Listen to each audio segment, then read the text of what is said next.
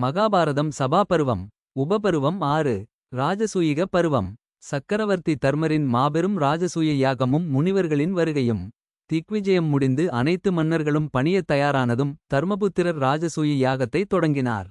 உலகெங்கிலுமிருந்து மாபெரும் முனிவர்கள், கவிஞர்கள் மற்றும் மன்னர்கள் இந்திரபிரஸ்தத்திற்கு வந்து குவிந்தனர். வியாச முனிவர் இந்த யாகத்திற்கு தலைமை வகித்தார். யாக சாலைகள் மிக பிரம்மாண்டமாக அமைக்கப்பட்டன. தர்மர் ஒவ்வொருவருக்கும் ஒரு பொறுப்பை வழங்கினார். பீஷ்மர் மற்றும் துரோணர் அனைவரையும் கவனித்துக் கொள்ளும் பொறுப்பை ஏற்றனர். விதுரர் செலவுகளை கண்காணித்தார்.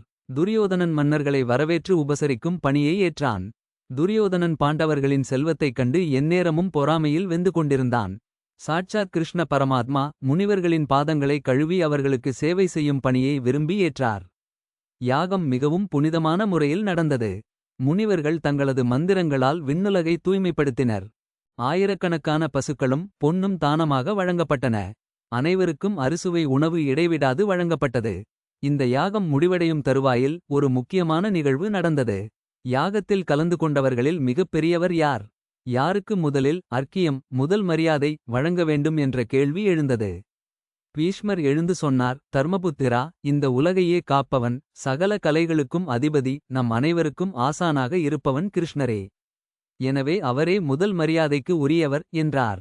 தர்மர் மகிழ்ச்சியுடன் கிருஷ்ணரின் பாதங்களை கழுவி முதல் மரியாதையை செய்தார். ஆனால் சபையில் இருந்த ஒருவன் இதை எதிர்த்தான்.